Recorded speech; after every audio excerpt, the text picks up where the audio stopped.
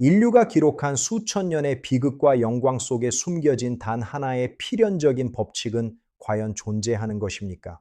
오늘 우리는 그 해답을 찾기 위해 역사의 설계자 헤겔을 만납니다.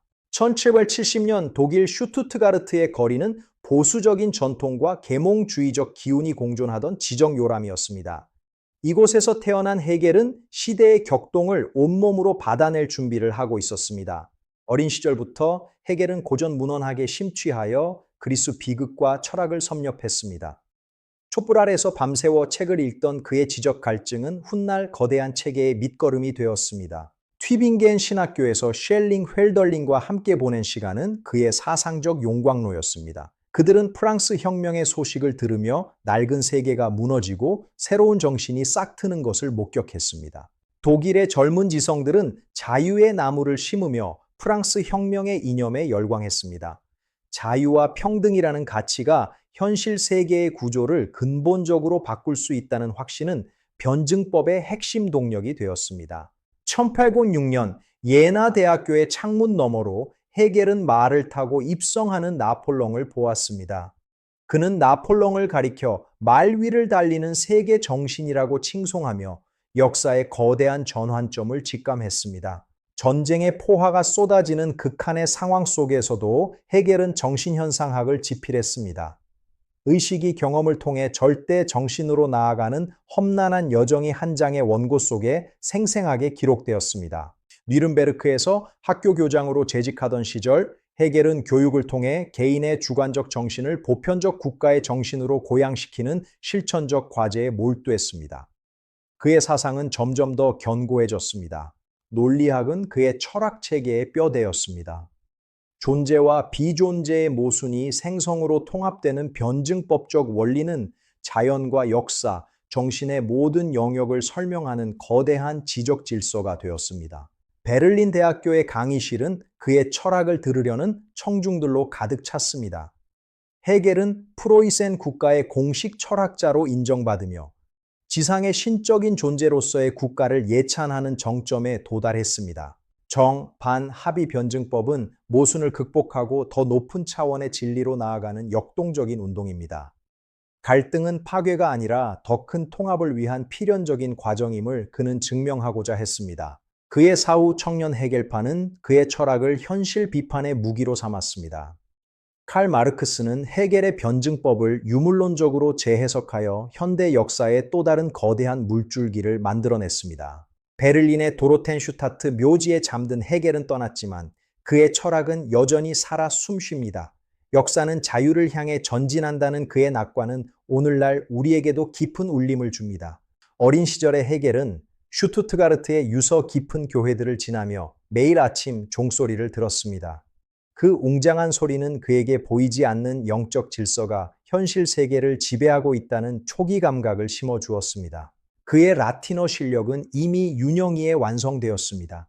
그리스의 서사시를 원문으로 읽으며 인류의 초기 지성이 어떻게 자신을 표현했는지를 탐구하는 것은 그에게 가장 큰 즐거움이었습니다. 튜빙겐에서의 아침은 언제나 격렬한 토론으로 시작되었습니다.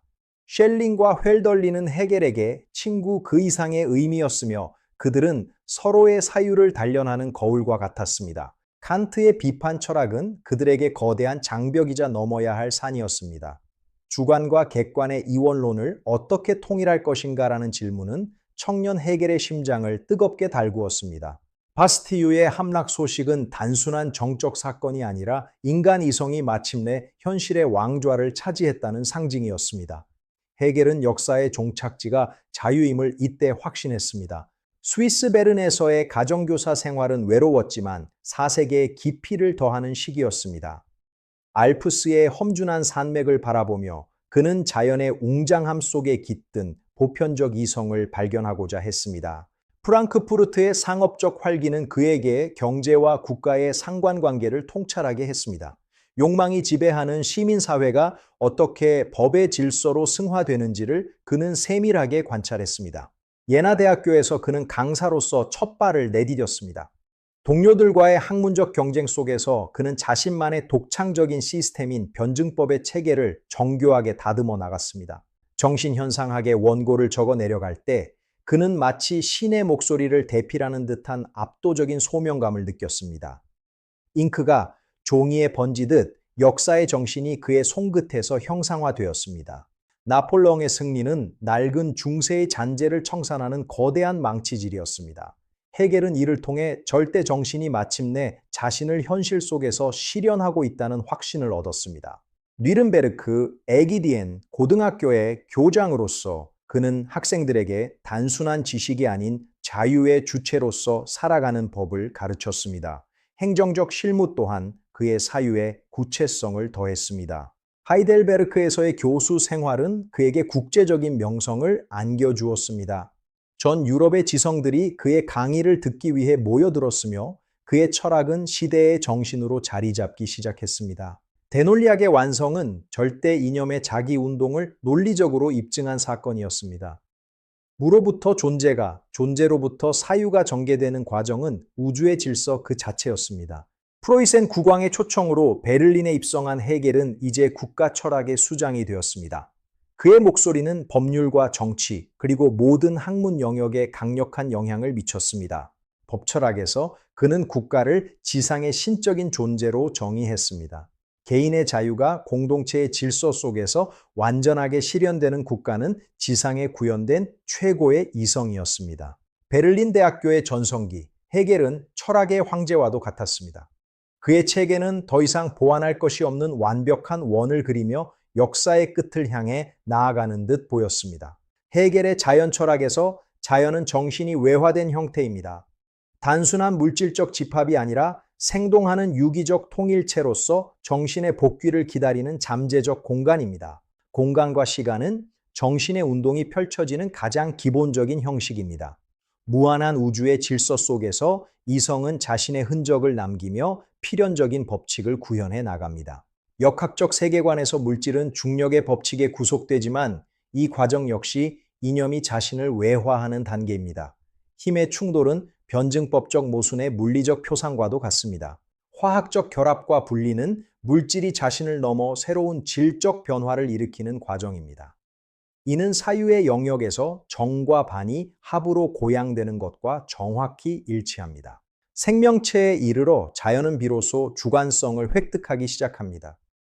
유기체의 성장은 목적론적 이념이 물리적 현실 속에서 자신을 실현하는 가장 아름다운 증거입니다. 주관적 정신의 단계에서 인간은 감각과 지각을 통해 세계를 인식합니다.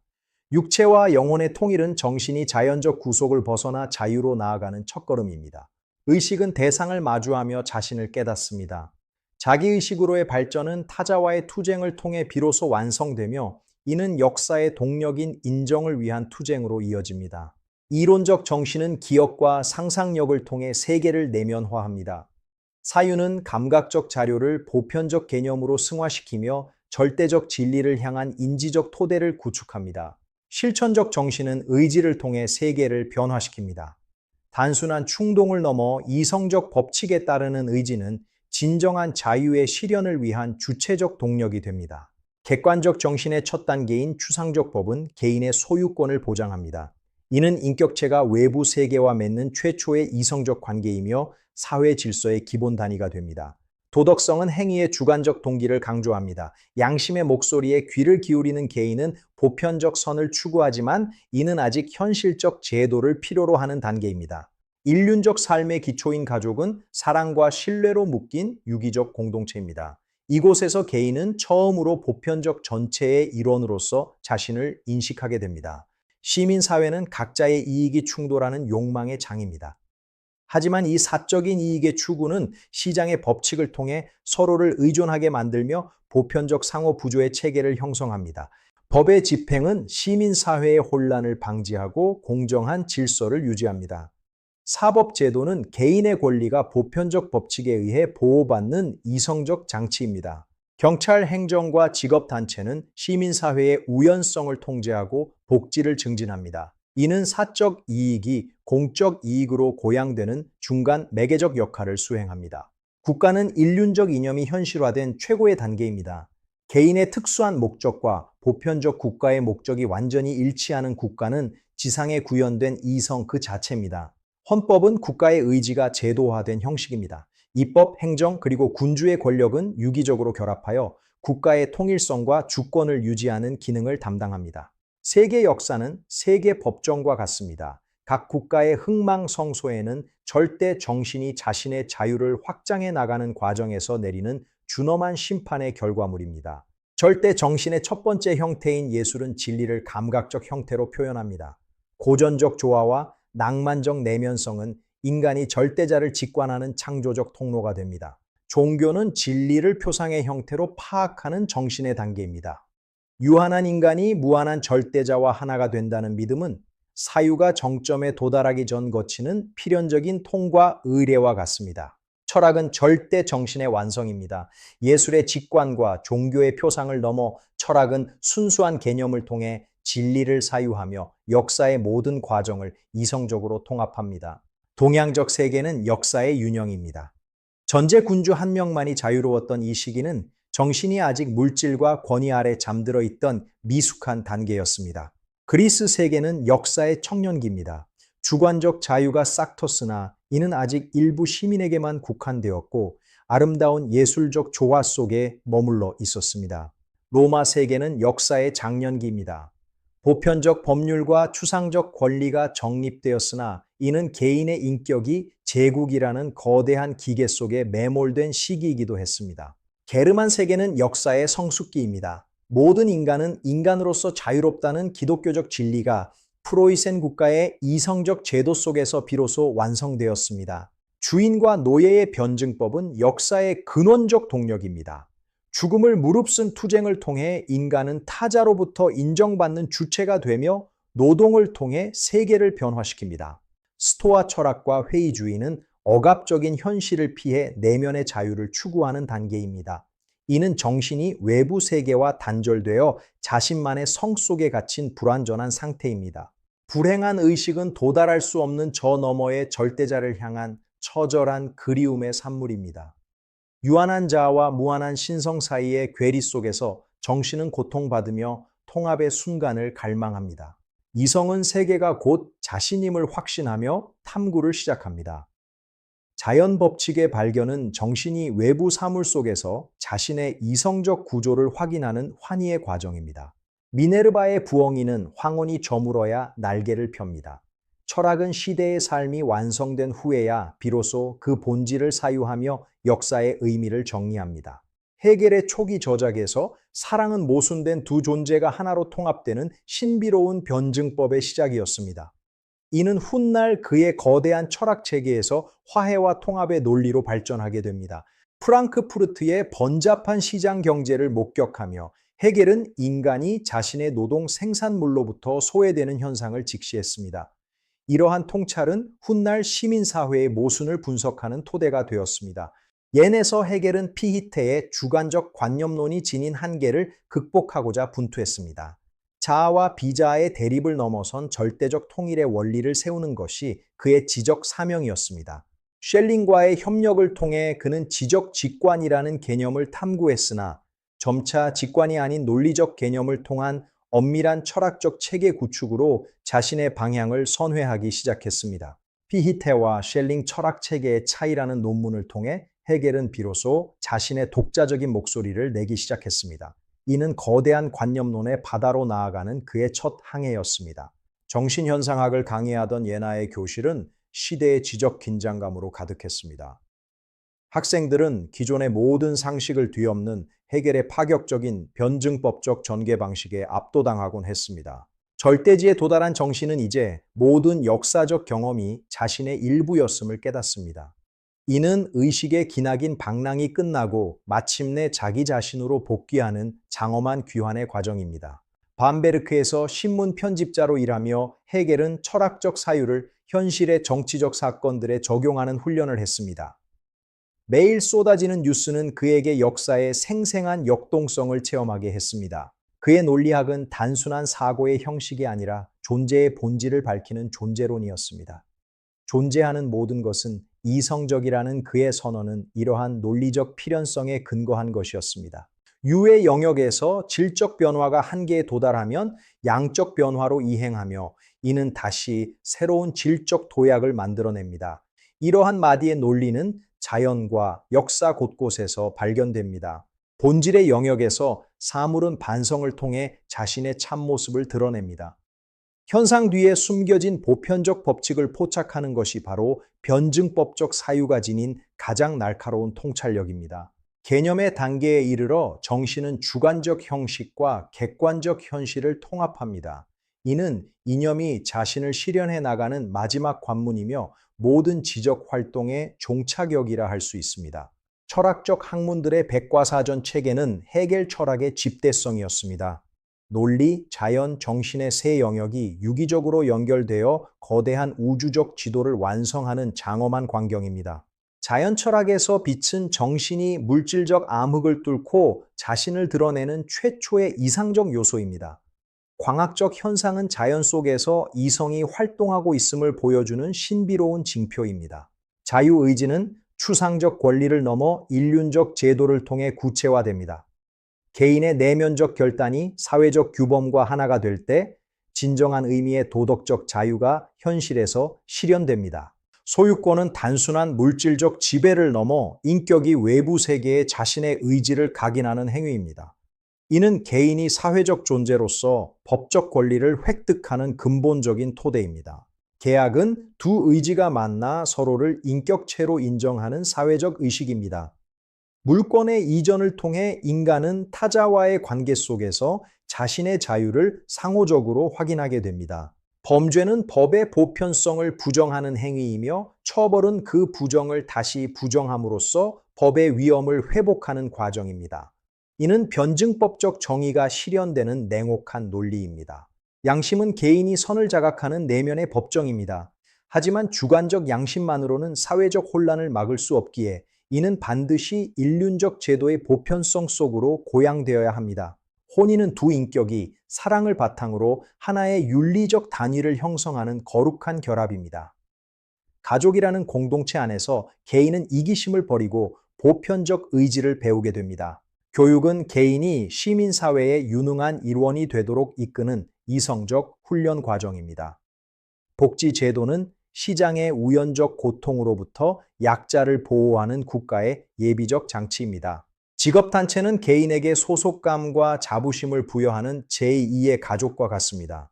이를 통해 특수이익은 보편적 사회 이익과 조화를 이루며 국가의 안정에 기여하게 됩니다. 군주는 국가의 통일성을 상징하는 인격적 정점입니다. 헌법에 의해 제한된 군주권은 국가의 의지가 단절 없이 실행되도록 보장하는 최후의 결정권을 행사합니다. 공무원 계급은 특정 계층의 이익이 아닌 국가 전체의 보편적 이익을 수호하는 집단입니다. 그들의 헌신을 통해 국가는 합리적이고 공정한 통치 체계를 유지합니다. 국가 간의 관계에서 주권은 최고의 원리이며 갈등이 해결되지 않을 때 전쟁은 불가피한 선택이 됩니다. 전쟁은 국가의 생명력을 시험하고 부패를 방지하는 역사적 시련입니다. 세계 역사는 자유의 의식이 확장되는 과정입니다. 거친 파도와 같은 사건들 속에서 절대 정신은 단 하나의 목표인 인간의 존엄과 자유를 향해 묵묵히 전진하고 있습니다. 역사적 영웅들은 자신도 모르는 사이에 절대 정신의 도구가 되어 시대의 전환을 이끌어냅니다. 그들의 야망과 정열은 역사의 진보를 위한 이성의 간계에 의해 활용됩니다. 프로이센 국가는 해겔에게 있어 이성적 제도가 완성된 역사의 정점이었습니다. 하지만 변증법의 역동성은 그 이후에도 끊임없는 자기 부정을 통해 새로운 길을 모색했습니다. 상징적 예술 단계인 이집트의 피라미드는 거대한 물질 속에 정신이 갇혀 있는 형태입니다. 이는 인간의 사유가 아직 물질의 무게를 이겨내지 못한 초기 단계의 표상입니다. 고전적 예술 단계인 그리스 조각은 정신과 물질이 완벽한 균형과 조화를 이룬 정점입니다. 신성이 인간의 육체를 통해 가장 아름답게 형상화된 인류사에 빛나는 순간입니다. 낭만적 예술 단계에서 정신은 다시 물질을 넘어 내면의 깊이로 침잠합니다. 음악과 시는 형체 없는 선율과 언어를 통해 인간 영혼의 가장 미세한 떨림까지 표현해냅니다. 자연 종교 단계에서 인간은 태양이나 숲 같은 자연물 속에 신성이 깃들어 있다고 믿었습니다. 이는 정신이 아직 자연의 마법에서 완전히 깨어나지 못한 미몽의 시기입니다. 기독교의 선육신 개념은 무한한 신이 유한한 인간의 모습으로 나타난 사건입니다. 이는 절대 정신이 자신을 구체적인 현실 속에서 자각하기 시작한 종교적 완성의 단계입니다. 지리적 환경은 민족 정신의 형성에 지대한 영향을 미칩니다. 온화한 해안가와 험준한 산악지대는 각기 다른 역사적 성격과 사회 구조를 만들어내는 자연적 조건이 됩니다. 역사의 태양은 동쪽에서 떠올라 서쪽으로 저뭅니다. 빛이 이동하듯 자유의 의식은 아시아에서 출발하여 유럽에 이르러 비로소 찬란한 문명의 전고를 맞이하게 되었습니다. 중세 봉건 사회는 토지와 신앙을 둘러싼 끊임없는 대립의 현장이었습니다. 기사와 영주들의 갈등 속에서 유럽의 독특한 주관적 자유의 싹이 조금씩 자라나고 있었습니다. 종교 개혁은 외적인 권위에 의존하던 신앙을 개인의 내면적 확신으로 돌려놓았습니다. 루터의 외침은 인간의 주관적 정신이 신과 직접 대면하는 영적 해방의 선언이었습니다. 계몽주의 시대에 이르러 인간 이성은 모든 미신과 편견에 정면으로 도전했습니다. 합리적 사유만이 유일한 진리의 척도가 된 이 시기는 역사의 대전환을 예고하는 서막이었습니다. 혁명의 공포 정치는 구체적인 현실을 무시한 추상적 자유가 초래한 비극적 모순이었습니다. 파괴를 통한 자유는 결국 자기 자신마저 집어삼키는 거대한 광기로 변질되었습니다. 근대 법치 국가는 혁명의 열정과 전통의 질서를 변증법적으로 통합한 성과물입니다. 이성적 법률 안에서 개인은 마침내 안전하고 구체적인 자유를 누릴 수 있게 되었습니다. 1831년 베를린을 덮친 콜레라는 헤겔의 생명마저 앗아갔습니다. 철학의 황제가 갑작스럽게 세상을 떠나자 유럽의 지식인 사회는 거대한 정신적 공백을 느꼈습니다. 그의 사후 헤겔 학파는 거대한 분열을 맞이했습니다. 노헤겔파는 그의 체계를 보수적으로 옹호하며 프로이센 국가의 현상 유지를 지지하는 입장을 취했습니다. 반면 좌파 헤겔주의자들은 그의 변증법적 방법론을 현실 비판의 무기로 삼았습니다. 그들은 이성적인 것이 곧 현실적인 것이 되어야 한다며 급진적인 개혁을 요구했습니다. 포이어바흐는 헤겔의 관념론을 뒤집어 유물론적 전환을 시도했습니다. 신이 인간을 창조한 것이 아니라 인간이 자신의 본질을 투영하여 신을 창조했다는 선언이었습니다. 칼 마르크스는 헤겔의 변증법이 물구나무를 서 있다고 비판하며 이를 똑바로 세웠습니다. 역사를 움직이는 것은 이념이 아니라 물질적 생산 양식과 계급 투쟁이었습니다. 변증법적 유물론은 자본주의 사회의 모순을 분석하는 날카로운 메스가 되었습니다. 헤겔의 사유구조는 계급 없는 사회를 향한 프롤레타리아트의 혁명 이론으로 계승되었습니다. 키르케고르는 헤겔의 거대한 체계가 실존하는 개인의 고뇌를 무시한다고 비판했습니다. 보편적 진리 속에 매몰된 단독자의 절망과 신앙을 향한 도약이 새로운 화두로 떠올랐습니다. 쇼펜하우어 역시 헤겔의 낙관적 이성주의를 맹렬히 공격했습니다. 세계의 본질은 합리적 이성이 아니라 맹목적이고 비합리적인 삶의 의지라고 그는 주장했습니다. 19세기 후반에 잠시 잊혔던 헤겔은 20세기에 들어와 신헤겔주의로 화려하게 부활했습니다. 딜타이와 크로체 같은 학자들은 정신과학의 방법론적 기초를 그에게서 다시 찾았습니다. 프랑스에서는 코제부와 이폴리트의 강의를 통해 헤겔 르네상스가 일어났습니다. 사르트르와 라캉, 메를로퐁티 등 현대 프랑스 철학의 거장들이 모두 이 강의실에서 변증법을 호흡했습니다. 프랑크푸르트 학파는 헤겔의 부정의 변증법을 도구이성이 지배하는 현대 자본주의 문명을 비판하는 핵심 원리로 삼았습니다. 아도르노와 마르쿠제는 절대적 종합을 거부했습니다. 냉전 종식 후 프랜시스 후쿠야마는 역사의 종언을 선언했습니다. 자유민주주의가 이데올로기 진화의 최종점이라는 그의 주장은 다분히 헤겔주의적인 역사관의 현대적 변용이었습니다. 오늘날 복잡한 현대 사회를 이해하는 데 있어서도 변증법적 사고는 유효합니다. 극단화되는 갈등과 모순 속에서 더 높은 차원의 통합을 모색하는 지혜가 그 어느 때보다 필요합니다. 우리는 지금까지 헤겔이라는 거대한 산맥을 함께 넘었습니다. 그의 철학은 자연과 역사, 예술과 종교를 단 하나의 논리적 체계로 엮어낸 인류 지성사의 기적과도 같습니다. 역사가 자유의 의식을 향해 나아가는 필연적 과정이라는 그의 통찰은 인간의 존엄성에 대한 가장 강력한 긍정입니다. 우리는 역사의 방관자가 아니라 절대 정신의 능동적 참여자입니다. 모순을 두려워하지 않는 용기, 갈등을 통해 진보를 이루어내는 변증법적 낙관주의는 불확실성의 시대를 살아가는 우리에게 단단한 사상적 닻이 되어줍니다. 베를린의 묘비명에 새겨진 그의 이름처럼 진리를 향한 인류의 끝없는 열정이 존재하는 한 해겔의 변증법은 영원히 멈추지 않는 사유의 동력으로 살아 숨 쉴 것입니다. 모순을 두려워하지 않고 진보를 향해 나아가는 변증법적 사고는 불확실한 시대를 살아가는 우리에게 큰 통찰을 줍니다. 시청해 주셔서 감사합니다. 구독과 좋아요를 눌러주세요. 행복한 하루 되십시오.